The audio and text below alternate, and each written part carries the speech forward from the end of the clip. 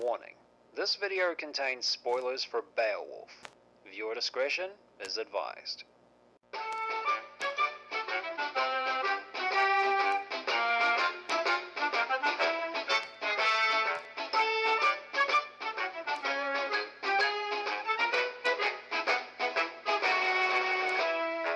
I am the Animaniac, and I am here to tell you about one of my all-time favorite movies in celebration of my 3rd year of doing this show. It's about a warrior. He is Ripper, Terror, Slasher, Gouger. He is the teeth in the darkness, the talons in the night. His is strength and lust and power. He is Beowulf. Directed by Robert Zemeckis, the man who gave us Back to the Future, Who Framed Roger Rabbit, Forrest Gump, The Polar Express, and would go on to give us movies like A Christmas Carol with Jim Carrey and Flight with Denzel Washington. It's based on the Old English poem of the same name, telling the story of a Geat warrior traveling to Denmark to help rid a kingdom of a mascot for morning after pills. But in the process of ridding the village of evil, he found himself in its web as well.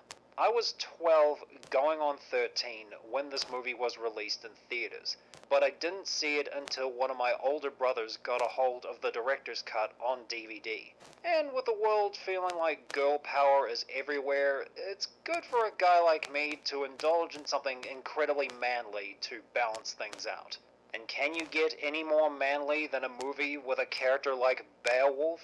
He just screams badass in every scene he's in. Ray Winstone brings this charisma to the title character that makes him a blast to watch. His speech to Umferth about how he and his men are here to kill the monster the villagers are too scared to take down, tearing down John Malkovich's character, Umferth, with his past sin of murder when he tried to discredit Beowulf with a story of him losing a swimming contest.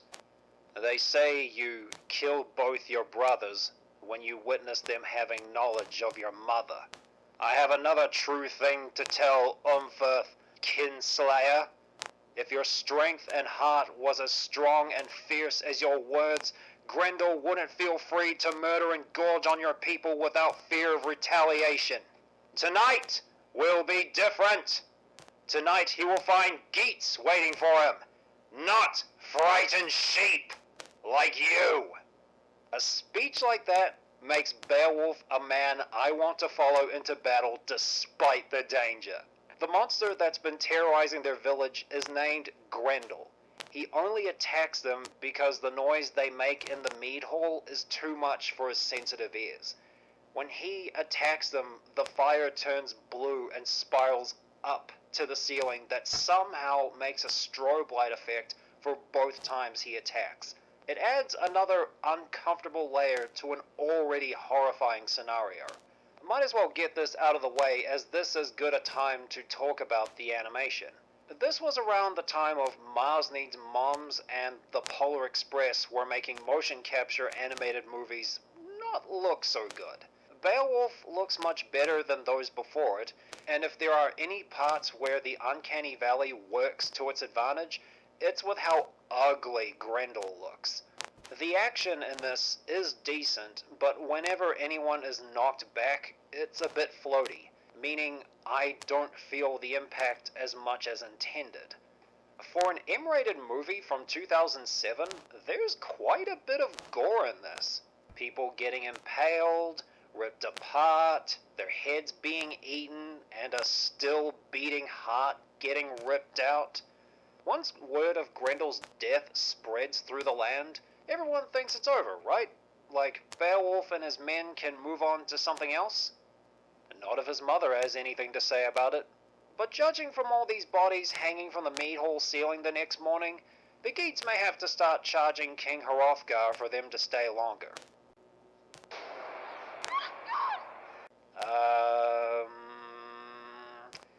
Let's move on to Grendel's mother, shall we?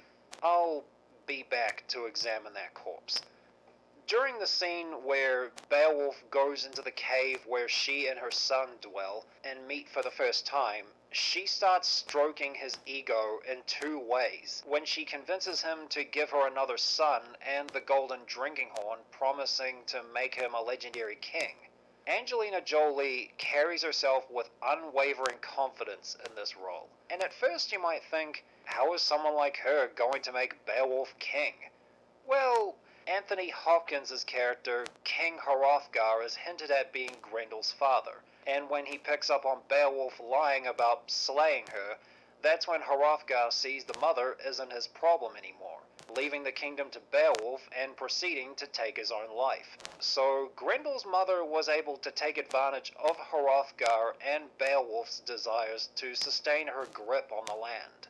Something you may have noticed during that last description is that under Beowulf's charismatic front is a flaw that makes him more human. His weakness for exotic ladies, that being a mermaid from the swimming contest and his encounter with Grendel's mother. A misdeed he would have to face in his old age when his son, this time a dragon, attacks some farmland. Beowulf was a movie I enjoyed revisiting. The star character owns the screen against acting greats like Anthony Hopkins, John Malkovich, Angelina Jolie, and some decent CGI. And it's a shame it underperformed at the box office because I think it deserves to be seen by more people. This was a gay old time. Guys, what are your memories of this movie? And what TV show or movie would you like to see me talk about? Comment below. If you guys want to stay updated on future videos and see some cool artwork, be sure to follow me on Twitter, Facebook, Tumblr, and DeviantArt, and be sure to subscribe to my backup channel over on BitChute. The links are in the description. And if you want to be the first to know when a new video will be up, ring that bell after you subscribe.